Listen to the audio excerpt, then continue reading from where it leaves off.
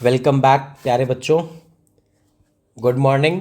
आज हम लोग पार्ट 5 कंटिन्यू करेंगे और हम लोग इसमें देखेंगे कि how Sufi traditions came into India और कैसे उसके डेवलपमेंट्स होते हैं, how it spreads in other parts of India, क्या सारे उसके ऑर्डर्स हैं या फिर सूफी सिलसिलाज हैं जिनकी हम बातें करेंगे और कौन उनको लीड करता है। All things we will discuss in detail in this part and I hope कि 5th एंड 6th पार्ट में आपका ये पूरा चैप्टर कंप्लीट हो जाएगा। इसके बाद we will be doing next chapter और दूसरे सब्जेक्ट्स का। तो इसी तरीके से आपके रेगुलरली हर सब्जेक्ट्स पे टॉपिक्स कवर होते रहेंगे। And before your pre boards I am expecting कि मैं अपना सारा काम आपको कंप्लीट करके दे दूँ, so that by maximum November के एंड तक you are done with all these things और आप अपना रिवीजन स्टार्ट कर दो, प्री बोर्ड्स के एग्ज़ाम देना शुरू कर दो। तो स्टार्ट करते हैं ताकि आपका पूरा कोर्स टाइमली कंप्लीट हो जाए और एक पूरी प्रॉपर क्लासेस आपको मिल जाएं। देन तो स्टार्ट करते हैं। तो पॉपुलर प्रैक्टिस ऑफ इस्लाम। अब हम यहाँ पर बात करेंगे कि किस तरीके की चीज़ें इस टाइम पीरियड में हो रही थी। रूलर्स की हम लोग बात कर चुके हैं। अब हम देखेंगे कि जो इस्लामिक प्रैक्टिसेस थी उन्होंने कैसे यहाँ पर चीज़ों को स्प्रेड करने में, इम्बाइब करने में और एक्सपैंड करने में हेल्प करी। तो in this chapter, in this part you will see कि when rulers came to India they were practicing Islam और जो कई सारे डेवलपमेंट्स हुए वो developments were not only restricted to ruling elites. वो इंडिया के अलग अलग पार्ट्स में, सब कॉन्टिनेंट के अलग पार्ट्स में गए, लोकली वहाँ पर उनको थोड़ा मॉडिफाई करके tweak according to their customs and traditions of the local place उन चीज़ों को चेंज किया गया और उसको लार्जर तरीके से अडेप्ट कर लिया गया। साथ ही साथ डिफरेंट सोशल स्ट्रक्चर्स और क्लासेस में भी उनको अडेप्ट किया गया। पेजेंट्स, आर्टिजन्स, वॉरियर्स, मर्चेंट्स, है ना, जो भी डिफरेंट क्लासेस थी, जो भी डिफरेंट क्लासेस उस समय एग्जिस्ट कर रही थी, each and every class adapted to those practices according to their own particular culture, जो उनका एक पर्सनल बिहेवियर था उस बेसिस पर। साथ ही साथ ऑल दोज हु एक्सेप्टेड इस्लाम, इन लोगों ने 5 पिलर्स ऑफ इस्लाम को एक्सेप्ट किया। तो 5 pillars of Islam you will see कि इसमें क्या है। पहली बात, there is one God Allah, prophet Mohammed जो है वो उनके मैसेंजर हैं, शहादा, offering 5 prayers 5 times a day, नमाज, है ना, ये आपकी 3 चीज़ें हो गई। साथ ही साथ गिविंग आर्म्स, जैसे किसी गरीब को कुछ दान देना, है ना। आर्म्स का मतलब होता है यहाँ पर ALMS, मतलब होता है दान देना, ज़कात। And fasting during the month of Ramzan and performing the pilgrimage to Mecca, ये सारी इंपॉर्टेंट चीज़ें हैं। तो आप देखोगे कि ये जो 5 चीज़ें हैं यहाँ पर, इनको इस्लाम के 5 पिलर्स कंसीडर किया जाता है कि ये सारी चीज़ें कोई भी एक प्रैक्टिसिंग मुस्लिम है उसको ये सारी चीज़ें करनी चाहिए। आप देखते भी होंगे कई सारे लोग हज में जाते हैं, है ना, तो वो आपके इस्लाम का एक पर्टिकुलर पार्ट है। तो इसी तरीके से जब ये चीज़ें स्प्रेड हुई तो सिर्फ रूलर्स ने एक्सेप्ट नहीं करी, उनके साथ साथ जो पब्लिक थी, जो अलग अलग रीजन के लोग थे, they also accepted in their own personal way. फिर इसके बाद आप देखोगे कि सम यूनिवर्सल फीचर्स भी होंगे जो डाइवर्सिटीज़ के साथ ओवरलैप करेंगे और वो पर्टिकुलरली उस चीज़ों को बिलोंग करेंगे। जैसे यहाँ पर कहने का मतलब है कि अगर कोई एक रीजन है, जो भी हम लोगों ने इसके पहले वाले पार्ट में डिस्कस किया था, वहाँ पर कोई कल्चर बाहर से आता है तो बाहर के कल्चर की चीज़ें एंड दैट पर्टिकुलर रीजन की चीज़ें दोनों मिक्सअप हो जाती हैं and after some time they emerge as something new. तो यहाँ पर भी ये चीज़ें होंगी। फिर आप देखोगे डाइवर्सिटीज़ भी थी प्रैक्टिस में, है ना, जो प्रैक्टिस करते हैं उनमें भी कई तरीके के लोग थे।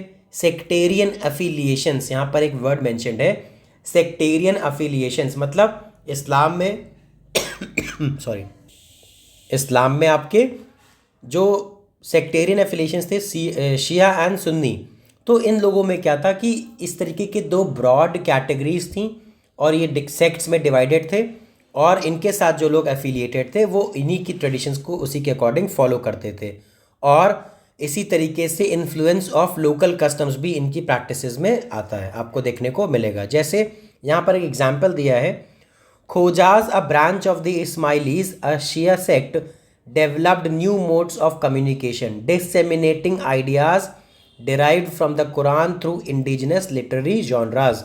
इसका मतलब ये हुआ कि खोजाज एक ब्रांच थी जो कि शिया सेक्ट को बिलोंग करते थे, है ना। अभी हम शिया और सुन्नी की बात करेंगे। शिया सेक्ट को बिलोंग करते थे, तो इन लोगों ने क्या किया कि कुरान से आइडियाज़ डिराइव किए, उनको अपनी तरीके से समझा और फिर उसको लिटरेचर में डिस्ट्रीब्यूट करना, लोगों तक पहुंचाना, लोगों के पास अपने आइडियाज़ को रखना स्टार्ट किया। जैसे अगर हम एक कॉन्सेप्ट देखें कि सिंपल सी बात है, hard work is the key to success, तो every person with different domain and knowledge will apply it to themselves. Hard work is the key to success में सिर्फ पढ़ाई की बात तो हो नहीं रही है। If you are a student तो आपको ज़्यादा अच्छे से पढ़ना पड़ेगा, ज़्यादा पढ़ना पड़ेगा, हार्ड वर्क करना पड़ेगा, then only you will get good marks which will be your success. If you are a cricketer you need to practice more and more, then only you will excel in match, है ना। If you are a sportsman like Messi, football आप जो भी कर रहे हो ना, game खेल रहे हो, people playing video games, people creating contents, अगर हम प्रेजेंट टाइम की बात करें तो everybody needs to put in the hard work, then only they will achieve success. Content creators होते हैं, they need to regularly make content, they Instagram पे है ना, सोशल मीडिया पे, तो they will keep on making, they will keep putting in the hard work, then only they will get success. तो इस तरीके की चीज़ें होती हैं। तो सेम काम यहाँ पर भी हुआ। They took things from Quran, they adapted learnings from Quran, उन्होंने चीज़ें सीखी, then they presented those learnings in their own way in form of literary genre.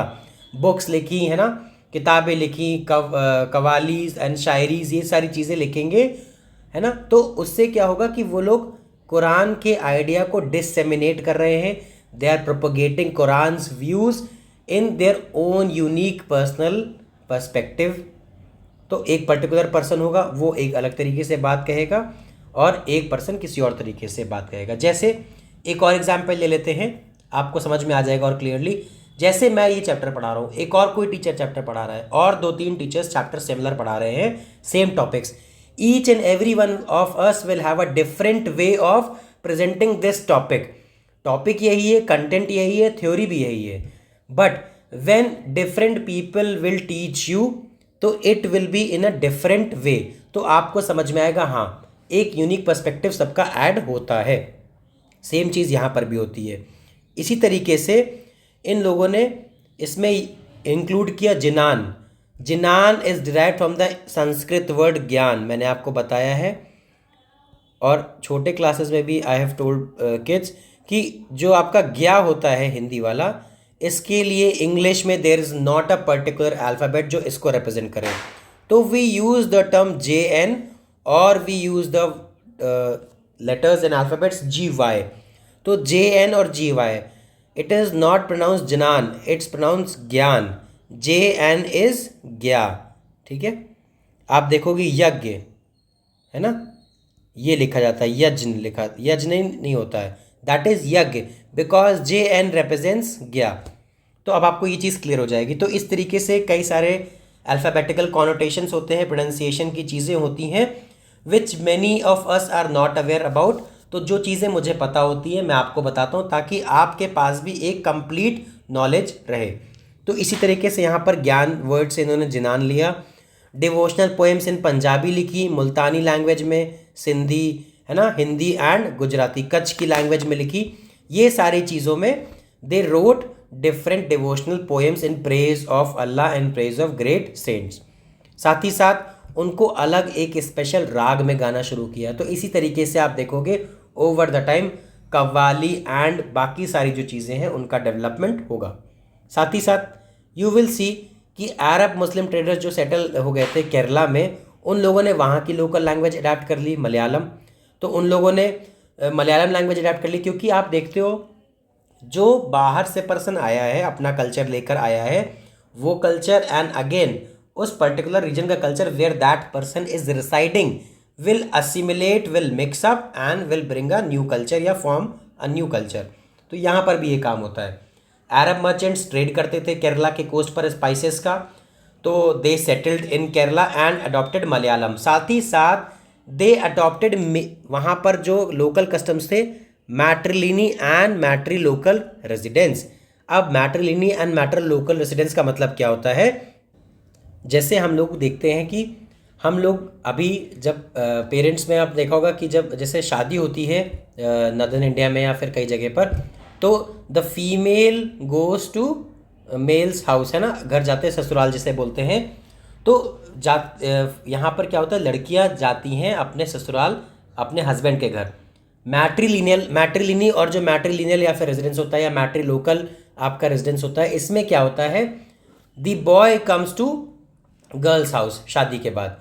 तो वहाँ पर जो प्रॉपर्टी होती है, लीनेज ट्रेस होता है, वो सब मदर के लीनेज से ट्रेस होता है। मतलब जहाँ पे पेट्रियार्की है यहाँ पर, तो यहाँ पे क्या होगा, मेट्रियार्की, मदर वहाँ पर इंपॉर्टेंस में होगी, तो वहाँ पर फीमेल का इंपॉर्टेंस हो जाएगा और उन्हीं से उन चीज़ों को ट्रेस किया जाएगा। जैसे हम लोग ट्रेस करते ना कि हम लोगों की प्रॉपर्टी हम लोगों के फोर फादर्स ने, ग्रैंड फादर्स ने, इनफैक्ट अगर हम बात करें स्पेसिफिक जेंडर्स की, तो आर ग्रैंड फादर्स, है ना, मेड दिस प्रॉपर्टी, और वो पास ऑन होती गई ग्रैंड फादर से, ग्रेट ग्रैंडफादर से, ग्रैंडफादर से, फिर हमारे फादर और हमारे फादर से अस बॉयज़।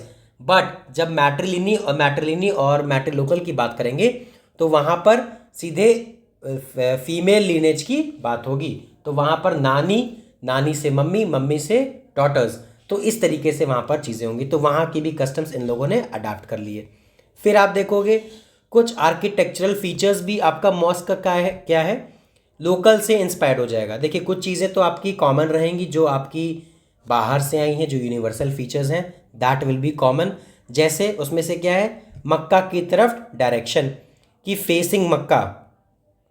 कोई भी आपका जो है मॉस्क होगा, that will be faced in the direction of Mecca, कि अब वो लोग मक्का को फेस करके नमाज पढ़ते हैं और वहीं पे उसी को फेस करके अपनी सारी चीज़ें करते हैं मॉस्क में। साथ ही साथ मेहराब, प्रेयर नीश एंड मिनबार, पल्पिट, इनका मतलब क्या होता है कि तो आप देखोगे कि जो मेहराब होता है, ये प्रेयर नीश, तो ये इस तरीके का होता है। आपको यहाँ पिक्चर में अगर दिख रहा हो, ये इस तरीके का होता है कि एक स्ट्रक्चर होता है, ठीक है, वॉल में, और काफ़ी सारी चीज़ें उसमें डेकोरेटेड फॉर्म में होता है। तो इस तरीके का जो ये स्ट्रक्चर होता है, जैसे यहाँ पे तो गेट है, ये शो कर रहा है, बट इसी तरीके का स्ट्रक्चर अंदर की तरफ जब होगा तो वो मेहराब होगा। साथ ही साथ मिनबार जो आपका होता है, ये एक हाई अप्रेस्ड प्लेटफॉर्म होता है। जैसे मान लीजिए आपका ये इस तरीके का प्लेटफॉर्म है, ये ऊपर अप्रेस्ड प्लेटफॉर्म है, ये आपके स्टेयर केसेस हैं, ये स्टेयर केसेस पे चढ़ के जाने के लिए, और ये आपका पूरा प्लेटफॉर्म है ऐसे। तो ये अप्रेस्ड प्लेटफॉर्म पे होगा, और जब लोग यहाँ पर इकट्ठा होंगे, ग्रुप करेंगे, then the highest religious leader यहाँ पर खड़ा होके that he will tell people, और वो प्रेयर वहाँ से करवाएंगे। इस तरीके की चीज़ें होती हैं, ठीक है। मैं आपको स्ट्रक्चर बता रहा हूँ। अब उसका पर्पस जनरली यही है कि कई सारे लोग जब आते हैं तो मिनबार पे खड़े होके ऊपर वो अपनी बातें रखते हैं सबके सामने। देन अब हम नेम्स फॉर द कम्युनिटीज़ देखेंगे कि नेम्स फॉर द कम्युनिटीज़ में क्या होता है कि हम लोग बोलते हैं ना, हिंदू, मुस्लिम, सिख, ऐसे इस तरीके की चीज़ें। उस टाइम पर ये सारी चीज़ें उतनी ज़्यादा पॉपुलर नहीं थे, टर्म्स हिंदू, मुस्लिम, है ना।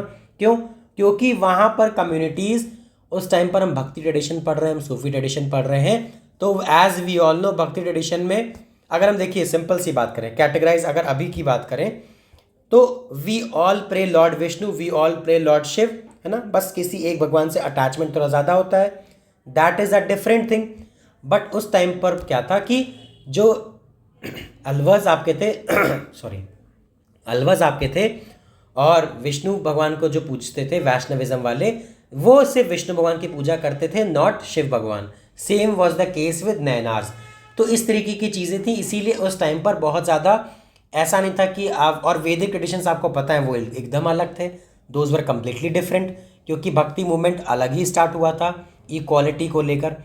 तो आप ये देखो उस टाइम पर, eight that point of time, Hinduism वो बहुत ज़्यादा पॉपुलर टर्म नहीं था। हिंदू और मुस्लिम्स, वो उस समय चीज़ें अलग तरीके से होती थी। तो हम देखेंगे कि यहाँ पर क्या क्या टर्म्स यूज़ होते थे। तो हम देखेंगे कि जब आप इसमें हिस्टोरियंस ने पढ़ना शुरू किया लिटरेचर को, क्योंकि at that point of time we don't have any video records, we can only depend on literature and inscriptions. तो जब उनको स्टडी करना शुरू किया संस्कृत टेक्स्ट को, तो historians did not found word Musalman और Muslim, that was virtually never used. मतलब एक दो जगह अगर आपको रेफरेंस मिलता है तो वो मिलेगा, अदरवाइज वो रेफरेंस भी आपको बहुत ज़्यादा डिटेल में नहीं मिलेगा। तो आप ये सोचिए उस पॉइंट ऑफ टाइम पर ये वर्ड यूज़ होते ही नहीं थे, मुस्लिम और मुसलमान। तो उस टाइम पर क्या वर्ड यूज़ होते थे?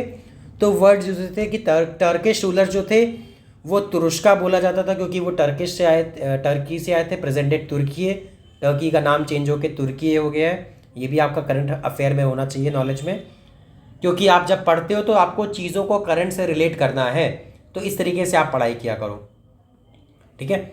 और तो फिर इसमें आप देखो तो जो उस टाइम पर लोग होते थे तो पीपल वर कॉल्ड उस नाम से वेयर दे बिलोंग टू, जहाँ से वो लोग बिलोंग करते थे। तो Turkish people were called Turushka. Tajikistan से जो आते थे that those peoples were known as Tajika. And people from Persia, जो प्रेजेंट डे ईरान है, पाराशिका। तो इस तरीके के लोगों का उनका टर्म था।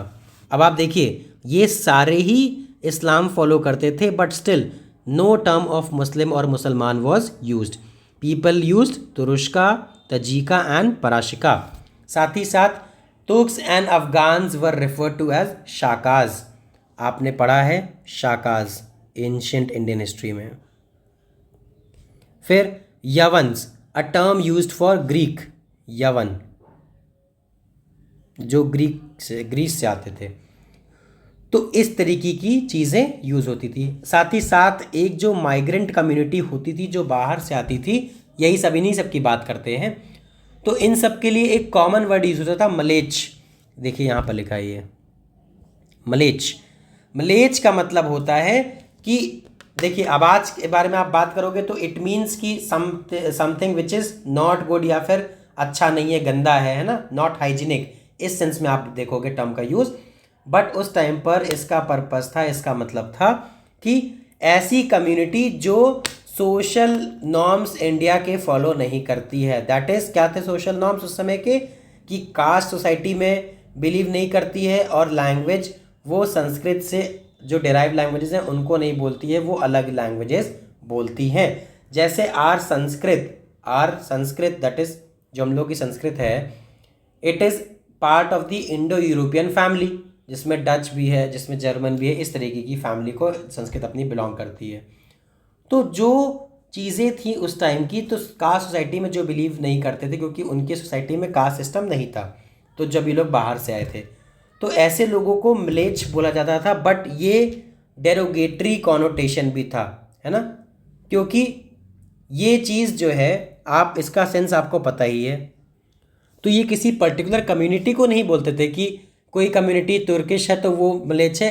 Everybody in general outside India was termed as mlechha. जैसे हम लोग बोलते हैं ना foreigner, a foreigner is a person that is foreigner, या फिर term alien that is not part of our nation या फिर स्टेट या पर्टिकुलर बाउंड्री जो लॉ से डिफाइंड है ना।